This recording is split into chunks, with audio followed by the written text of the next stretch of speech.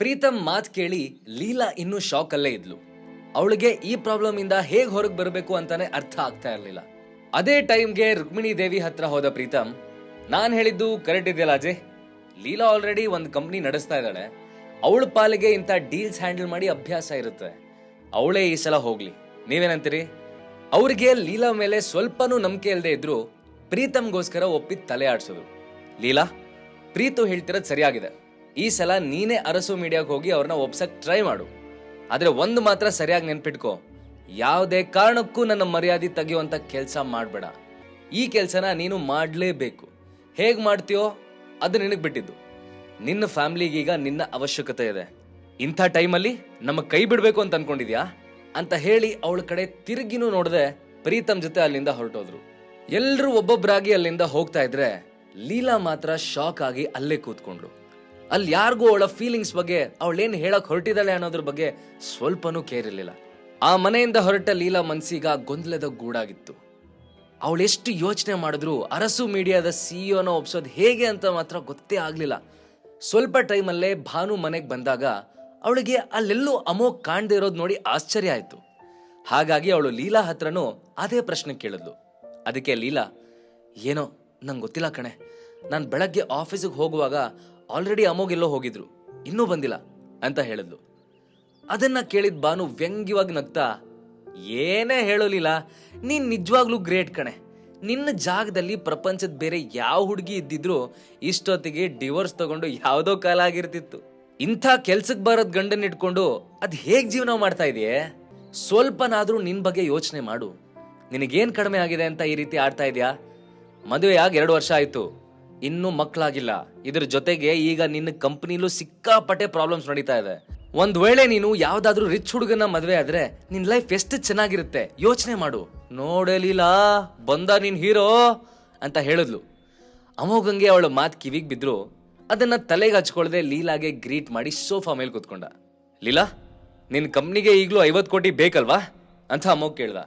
ಅದಕ್ಕೆ ಸಿಟ್ಟಾದ ಭಾನು, ಯಾಕೆ ಅದನ್ನ ಯಾಕೆ ಪದೇ ಪದೇ ಕೇಳೋದು ನೀವು? ಅವಳು ಇನ್ನೂ 50 ಕೋಟಿ ಅರೇಂಜ್ ಮಾಡಿಲ್ಲ ಅಂತ ನೀನು ಖುಷಿ ಆಗ್ತಾ ಇದೆಯಾ, ಅಥವಾ ಎಲ್ಲಾದ್ರೂ ಅವಳು ಅರೇಂಜ್ ಮಾಡಿಬಿಟ್ರೆ ಅಂತ ಭಯ ಆಗ್ತಾ ಇದೆಯಾ ಅಂತ ಕೇಳಿದ್ಲು. ನೀನ್ ಇದನ್ನ ತಗೋ, ಇದರಲ್ಲಿ ಕರೆಕ್ಟಾಗಿ 50 ಕೋಟಿ ಇದೆ.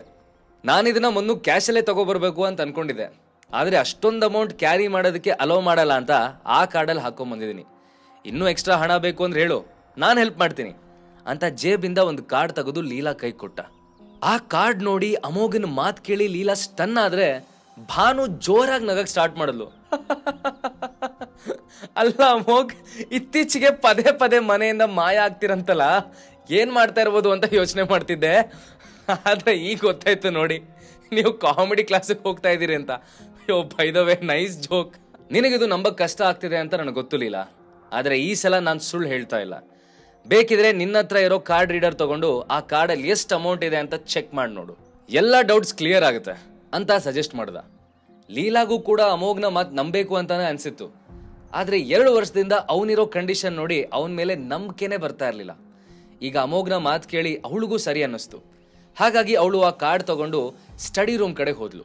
ಲೀಲಾ ತನ್ನ ಕಾರ್ಡ್ ರೀಡರ್ ಆನ್ ಮಾಡಿದ್ದೆ ಅಲ್ಲಿಗೆ ಬಂದ ಅಮೋಘ್ ಅವಳ ಕಿವಿ ಹತ್ರ ಬಾಗಿ, ಇದ್ರ ಪಾಸ್ವರ್ಡ್ ನಿನ್ ಬರ್ಡೇ ಅಂತ ಪಿಸುಗುಡ್ದ. ಅವನ್ ಹೇಳ್ದ ಹಾಗೆ ಲೀಲಾ ಪಾಸ್ವರ್ಡ್ ಎಂಟರ್ ಮಾಡಿದ್ದೆ ಸ್ಕ್ರೀನ್ ಮೇಲೆ ಕಾಣಿಸ್ತಾ ಇರೋ ನಂಬರ್ ನೋಡಿ ಶಾಕ್ ಆದ್ಲು. ಅಲ್ಲಿ ನಿಜವಾಗ್ಲೂ 50 ಕೋಟಿ ತೋರಿಸ್ತಾ ಇತ್ತು. ಲೀಲಾ ಅಷ್ಟೊಂದು ಶಾಕ್ ಆಗಿ ನಿಂತಿರೋದನ್ನ ನೋಡಿದ ಭಾನು ಏನ್ ವಿಷಯ ಅಂತ ತಾನು ಬಗ್ ನೋಡಿದ್ಲು. ಅಲ್ಲಿ 50 ಕೋಟಿ ಬ್ಯಾಲೆನ್ಸ್ ತೋರಿಸ್ತಾ ಇರೋದನ್ನ ನೋಡಿ ಅವಳ ಮುಖ ಬೆಳಚ್ಕೊಂತು. ಅದೇ ಸಮಯಕ್ಕೆ ಸರೋಜಾ ಕೂಡ ಮನೆಗೆ ಬಂದಿದ್ರಿಂದ ಇವರು 3 ಜನ ಸ್ಟಡಿ ರೂಮಲ್ಲಿ ನಿಂತ್ಕೊಂಡು ಏನು ಮಾಡ್ತಾ ಇದ್ದಾರೆ ಅಂತ ಅವ್ರಿಗೆ ಅರ್ಥ ಆಗ್ಲಿಲ್ಲ. ಹಾಗಾಗಿ ಅವರು ಏನ್ ನಡೀತಾ ಇದೆ ಇಲ್ಲಿ ಅಂತ ಕೇಳ್ತಾ ಹತ್ರ ಬಂದು ಕಾರ್ಡ್ ರೀಡರ್ ಕಡೆ ನೋಡಿದ್ರು. ಏನೋ 50 ಕೋಟಿನಾ?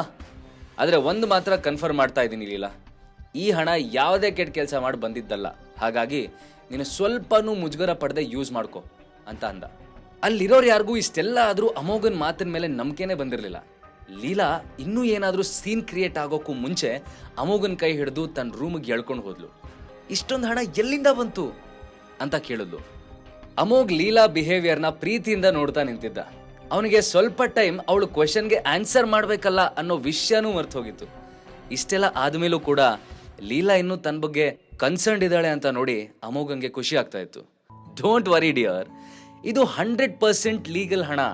ಹಾಗಾಗಿ ನೀನ್ ಏನು ಚಿಂತೆ ಮಾಡದೆ ಯೂಸ್ ಮಾಡು, ಬಟ್ ಆದಷ್ಟು ಬೇಗ ಯೂಸ್ ಮಾಡಿ ನಿನ್ನ ಕಂಪ್ನಿ ಉಳಿಸ್ಕೊ, ಓಕೆ ಅಂತ ಹೇಳ್ತಾ ರೂಮಿಂದ ಹೊರಗೋದ. ಲೀಲಾಗೆ ಈ ಹಣ ಅಮೋಘನ್ ಕೈ ಎಲ್ಲಿಂದ ಬಂತು ಅಂತ ಗೊತ್ತಾಗ್ಲಿಲ್ಲ. ಆದ್ರೂ ಅವನಷ್ಟು ಕಾನ್ಫಿಡೆಂಟ್ ಆಗಿರೋದನ್ನ ನೋಡಿ ಅವನ ಮಾತನ್ನ ನಂಬಬಹುದು ಅಂತ ಅವಳಿಗನ್ನಿಸ್ತು. ಅಮೋಘ್ ರೂಮಿಂದ ಹೊರಗೆ ಬಂದಾಗ ಭಾನು ಅದಾಗ್ಲೇ ಮನೆಗೆ ಹೋಗಿದ್ಲು. ತನ್ನ ಇಮ್ಯಾಜಿನೇಷನ್ ಎಲ್ಲ ರಾಂಗ್ ಆಗಿರೋದಕ್ಕೆ ಇಲ್ಲಿಂದ ಓಡೋದ್ಲು ಅಂತ ಯೋಚನೆ ಮಾಡಿದ್ದ ಅಮೋಘ್ ಮನ್ಸಲ್ಲೇ ನಕ್ಕ. ಆದ್ರೆ ಅಮೋಘ್ ಇಷ್ಟೊಂದು ಹಣ ತಂದಿದ್ದಾನೆ ಅಂತ ಗೊತ್ತಾದಾಗಿಂದ ಅವನ ಅತ್ತೆ ಸರೋಜಾ ವರ್ಷನೇ ಬದಲಾಗ್ಬಿಟ್ಟಿತ್ತು. ಇಷ್ಟು ದಿನ ಅಮೋಘ್ನ ಕೆಟ್ಟದಾಗಿ ಟ್ರೀಟ್ ಮಾಡ್ತಾ ಇದ್ದಿದ್ದ ಸರೋಜಾ ಈಗ ಇದ್ಕಿದ್ದಂಗೆ ಅವನ ಬಗ್ಗೆ ಕೇರ್ ಮಾಡಕ್ ಶುರು ಮಾಡ್ಬಿಟ್ರು. ಇದೆಲ್ಲ ದುಡ್ಡಿನ ಮಹಿಮೆ ಅಂತ ಅನ್ಕೊಂಡ ಅಮೋಘ್ ಏನು ಮಾತಾಡದೆ ಸುಮ್ಮನಾದ. ರೀಸೆಂಟ್ ಆಗಿ ಅರಸು ಮೀಡಿಯಾಗೆ ಒಬ್ಬ ಹೊಸ CEO ಬಂದಿರೋ ವಿಷಯ ಗೊತ್ತಾದಾಗಿಂದ ದೇಶದ ಪ್ರತಿಯೊಂದು ಮೀಡಿಯಾ ಕಂಪ್ನಿನೂ ಕೂಡ ಅದ್ರ ಜೊತೆ ಡೀಲ್ ಮಾಡ್ಕೊಳ್ಳೋಕೆ ಟ್ರೈ ಮಾಡ್ತಾನೆ ಇತ್ತು. ಆದ್ರೆ ಅರಸು ಮೀಡಿಯಾ ಇದ್ಯಾರಿಗೂ ಒಪ್ಪದೆ ಆಫೀಸಿಗೆ ಬಂದ ಎಲ್ರೂ ರಿಜೆಕ್ಟ್ ಮಾಡಿ ಕಳಿಸ್ತಾನೆ ಇತ್ತು. ಇಂಥ ಸಮಯದಲ್ಲಿ ಮಾರ್ಕೆಟ್ ಅಲ್ಲಿ ಈಗ ಒಂದು ಹೊಸ ನ್ಯೂಸ್ ಹರಡೋಕೆ ಶುರುವಾಯಿತು. ಅದೇ ಅರಸು ಮೀಡಿಯಾ ಚಕ್ರವರ್ತಿ ಗ್ರೂಪ್ಸ್ ಜೊತೆ ಮಾಡ್ಕೊಂಡಿರೋ ಡೀಲ್. ಎಂತೆಂತ ದೊಡ್ಡ ಕಂಪ್ನಿನೇ ಅರಸು ಮೀಡಿಯಾ ರಿಜೆಕ್ಟ್ ಮಾಡಿರುವಾಗ ಅದು ಚಕ್ರವರ್ತಿ ಗ್ರೂಪ್ಸ್ ಅಂತ ಪುಟ್ಟ ಕಂಪ್ನಿ ಜೊತೆ ಕೆಲಸ ಮಾಡೋದಕ್ಕೆ ಹೇಗ್ ಒಪ್ಪಿಗೆ ಕೊಡ್ತು ಅನ್ನೋದೇ ಯಾರಿಗೂ ಅರ್ಥವಾಗದೇ ಇರೋ ವಿಷಯ ಆಗಿತ್ತು. ಉಳಿದವ್ರಿಗೆ ಹೋಗ್ಲಿ, ಸ್ವತಃ ಆ ಡೀಲ್ ಕ್ರ್ಯಾಕ್ ಮಾಡ್ಕೊಂಡ್ ಬಂದಿರೋ ಲೀಲಾಗೂ ಇದು ಅರ್ಥ ಆಗಿರ್ಲಿಲ್ಲ. ಅವಳು ಮಾತಾಡಕ್ಕೆ ಅಂತ ಅರಸು ಮೀಡಿಯಾಗೆ ಹೋಗಿದ್ಲು. ಆದ್ರೆ ಅವಳಿಗಲ್ಲಿ ಅದ್ರ CEO ಮೀಟ್ ಮಾಡೋದಕ್ಕೆ ಸಾಧ್ಯ ಆಗಿರ್ಲಿಲ್ಲ. ಆದ್ರೂ ಅಲ್ಲಿ ಯಾರು ಅವಳಿಗೆ ಸ್ವಲ್ಪನೂ ಕಾಡಿಸ್ದೆ ಅವಳ ಜೊತೆ ಡೀಲ್ ಸೈನ್ ಮಾಡಿ ಕಳ್ಸಿದ್ರು. ಪ್ರೀತಮ್ ಅಂತ ಸ್ಕಿಲ್ಡ್ ವ್ಯಕ್ತಿ ಹೋದಾಗ್ಲೇ ಅವನನ್ನ ಮಾತಾಡಿಸ್ದೆ ಅವಮಾನ ಮಾಡಿ ಕಳಿಸಿದಾಗ ತನಗೆ ಮಾತ್ರ ಅದ್ ಯಾಕೆ ಇಷ್ಟೊಂದು ಈಸಿಯಾಗಿ ಕೆಲಸ ಮುಗ್ದೋಯ್ತು ಅಂತ ಲೀಲಾಗ್ ಅರ್ಥನೇ ಆಗ್ಲಿಲ್ಲ. ಏನೇ ಆದ್ರೂ ಇದೆಲ್ಲದ್ರ ಹಿಂದೆ ಫಸ್ಟ್ ಟೈಮ್ ಲೀಲಾ ಸ್ಟೇಟಸ್ ಚಕ್ರವರ್ತಿ ಫ್ಯಾಮಿಲಿಲಿ ಹೆಚ್ಚಾಗಿತ್ತು. ಮೊದಲು ಅವಳನ್ನ ಕೀಳಾಗಿ ನೋಡ್ತಿದ್ದವರು ಕೂಡ ಈಗ ತುಂಬಾ ಗೌರವದಿಂದ ಮಾತಾಡ್ಸಕ್ ಶುರು ಮಾಡಿದ್ರು. ರುಕ್ಮಿಣಿ ದೇವಿ ಅಂತೂ ಈ ಡೀಲ್ ಕ್ರ್ಯಾಕ್ ಆಗಿರೋ ಖುಷಿಗೆ ಒಂದು ದೊಡ್ಡ ಪಾರ್ಟಿನೇ ಅರೇಂಜ್ ಮಾಡಿದ್ರು. ಅದರಲ್ಲಿ ಈ ಸಲ ಕೇವಲ ಚಕ್ರವರ್ತಿ ಫ್ಯಾಮಿಲಿ ಅಷ್ಟೇ ಅಲ್ಲ, ದೇಶದ ದೊಡ್ಡ ದೊಡ್ಡ ಸೆಲೆಬ್ರಿಟೀಸ್ನೆಲ್ಲ ಇನ್ವೈಟ್ ಮಾಡಲಾಗಿತ್ತು. ಇದರ ಮೂಲಕ ಬಿಸ್ನೆಸ್ ವರ್ಲ್ಡ್ ಅಲ್ಲಿರೋ ಎಲ್ರಿಗೂ ತಮ್ಮ ಸ್ಟೇಟಸ್ ಎಷ್ಟು ಹೆಚ್ಚಾಗಿದೆ ಅಂತ ತಿಳಿಸೋದೇ ರುಕ್ಮಿಣಿ ದೇವಿ ಅವರ ಆಸೆ ಆಗಿತ್ತು. ಅಮೋಘ ಪಾರ್ಟಿಗೆ ಲೀಲಾ ಜೊತೆ ಹೋದ. ಇಷ್ಟು ದೊಡ್ಡ ಡೀಲ್ ಕ್ರ್ಯಾಕ್ ಮಾಡೋದಕ್ಕೆ ಲೀಲಾನೇ ಕಾರಣ ಆಗಿದ್ರಿಂದ ನ್ಯಾಚುರಲ್ ಆಗಿ ಅವಳಿಗವತ್ತು ಅದ್ದೂರಿ ಸ್ವಾಗತನೇ ಸಿಕ್ತು. ಅವಳು ಬಂದಿರೋ ಗೆಸ್ಟ್ ಹತ್ರ ಮಾತಾಡೋದ್ರಲ್ಲಿ ಬ್ಯುಸಿ ಆಗಿದ್ರಿಂದ ಅಮೋಘ್ ಸೀಟ್ ಹುಡುಕಿ ಕುತ್ಕೊಳ್ಳಕ್ಕೆ ಅಂತ ಹೋದ. ಅವನು ಇನ್ನೇನು ಚೇರ್ ಮೇಲೆ ಕುತ್ಕೋಬೇಕು ಅನ್ನೋಷ್ಟರಲ್ಲಿ ಹಿಂದಿಂದ ಬಂದ ಪ್ರೀತಮ್ ಅವನನ್ನ ತಡಿತಾ, ಇಲ್ಲಿಂದ ಎದ್ದೇಳು, ಈ ಸೀಟಲ್ಲಿ ಬೇರೆಯವ್ರು ಕುತ್ಕೋತಾರೆ ಅಂತ ಆರ್ಡರ್ ಮಾಡ್ದ. ಅಮೋಘ್ ಅದ್ ಯಾರಿರ್ಬೋದು ಅಂತ ಹಿಂದೆ ತಿರುಗಿ ನೋಡಿದಾಗ ಅಲ್ಲೊಬ್ಳು ಬ್ಯೂಟಿಫುಲ್ ಹುಡುಗಿ ಡಾರ್ಕ್ ರೆಡ್ ಗೌನ್ ಅಲ್ಲಿ ನಿಂತ್ಕೊಂಡಿದ್ಲು. ಫಸ್ಟ್ ಅಮೋಘ್ ಅವಳನ್ನ ನೋಡಿ ಸುಮ್ಮನಾದ್ರೂ ಮತ್ತೇನೋ ನೆನಪಾಗಿ ಅವಳ ಕಡೆ ಟರ್ನ್ ಆದ. ಅವನಿಗೆ ಈ ಹುಡುಗಿನ ಎಲ್ಲೋ ನೋಡಿದೀನಲ್ಲ ಅಂತ ಅನ್ನಿಸ್ತಾ ಇತ್ತು. ಆದ್ರೆ ಅದ್ ಯಾರು ಅಂತ ಮಾತ್ರ ನೆನಪಾಗ್ಲೇ ಇಲ್ಲ. ಹಾಗಿದ್ರೆ ಯಾರು ಆ ಹುಡುಗಿ? ಅಮೋಘಂಗೂ ಆ ಹುಡುಗಿಗೂ ಏನ್ ಸಂಬಂಧ? ಹಾಗಾದ್ರೆ ಈಗಲೇ ಡೌನ್ಲೋಡ್ ಮಾಡಿ ಪಾಕೆಟ್ FM ಮತ್ತು ಕೇಳಿ ಅರಸು.